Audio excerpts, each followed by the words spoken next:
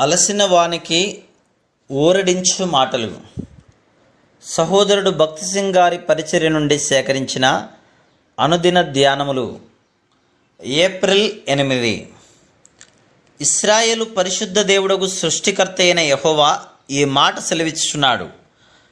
నా హస్తకార్యములను గూర్చియు నాకే ఆజ్ఞాపించుడి. యెషయా గ్రంథము 45:11. అబ్రహాము దేవుడు అతనికి చెప్పినట్లు చేయుటకు సిద్ధపడెను. ఆదికాండము 50:22. దేవుడు నీ కుమారుని తీసుకొనుము అని చెప్పెను. అతడు తన కుమారుని తీసుకొనెను, కట్టెలు కూడా తీసుకొనెను. దేవుడు అతనికి ఒక బలిపీఠమును కట్టమని చెప్పగా అతడు హృదయములో ఎట్టి ప్రశ్న కానీ అనుమానము కానీ లేకుండానే బలిపీఠమును కట్టెను. సర్వశక్తి గల దేవునితో నిజమైన స్నేహము అన్నది ఆ విధంగా నుండును. దేవుడు అవును అని నేడలా నేను అవును అందును. దేవుడు వద్దు అని చెప్పిన ఎడల నేను వద్దు అని అందును. దేవుడు వెళ్ళుము అని చెప్పిన ఎడల నేను వెళ్ళెదను. ఆయన ఉండుము అని చెప్పిన ఎడల నేను ఉండెదను. ఆయన మాట్లాడుము అని చెప్పిన ఎడల నేను మాట్లాడేదను. అటువంటి స్నేహమే నిన్ను ప్రతి పర్వతం మీదికి మోసుకొని పోవుటను కనుగొనెదవు. నీ శ్రమలు, పరీక్ష కొరకైన శ్రమలు మరియు ఈ పరీక్షలు శ్రమలన్నీ సిద్ధపాటు నిమిత్తమే.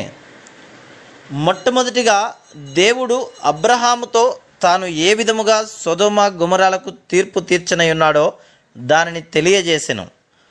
ఆదికాండము 22:17లో దేవుడు భూలోకమందలి దేశములన్నీ ఏ విధముగా తన సంతతి ద్వారా ఆశీర్వదించబడనై ఉన్నవో అతనికి తెలియజేయగోరెను.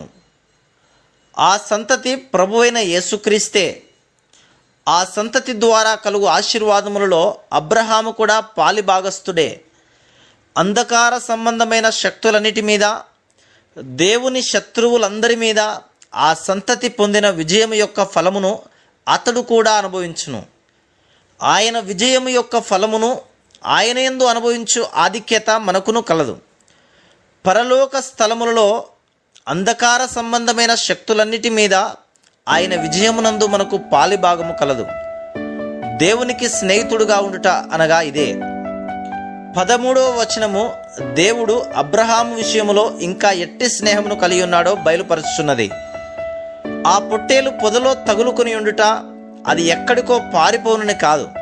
అది పొదలో తగులుకొనకుండగానే దానిని దేవుడు అబ్రహాము ఎదుటికి తీసుకుని రాగలడు. కానీ దేవుడు అబ్రహామునకు ప్రాముఖ్యమైన పాఠములు నేర్పించుచున్నాడు. అంతిమ పరీక్షలో విజయము పొందిన తర్వాత పొదలో తగులుకొని ఉన్న పొట్టేలును చూచెను. ఈ పొట్టేలు యేసుక్రీస్తు ప్రభువును సూచించుచున్నది. దేవుడు అబ్రహాముతో ఇలాగున చెప్తున్నాడు, నీవు నాకు విధేయత చూపితివి, ఇప్పుడు నిన్ను నీ సంతతిని ఆశీర్వదించుటకు నేను బంధించబడి తిని. నాకు ఆజ్ఞాపించుము, ఎడతెగక ఆజ్ఞాపించుము. నా హస్తకార్యములను గూర్చి నాకే ఆజ్ఞాపించుడి. యెషయా 45:11. మనం ఆయనకు విధేయత చూపిన యెడల ఆయన మనల్ని ఆశీర్వదించుటకు ఇష్టపడును. మనలో చాలామందిమి మనము చెప్పినది దేవుడు విని పని చేయవలనని కోరుదుము, కానీ మనం ఆయనకు విధేయత చూపము. రాబో దినములలో మన శత్రువులపై విజయం కొరకు, సకల దేశముల కొరకైన దేవుని ఆశీర్వాదము కొరకు మనం ఆయనకు ఆజ్ఞాపించినప్పుడు యేసుక్రీస్తు ప్రభు మనల్ని ఆశీర్వదించుటకు బద్ధుడై ఉన్నాడు.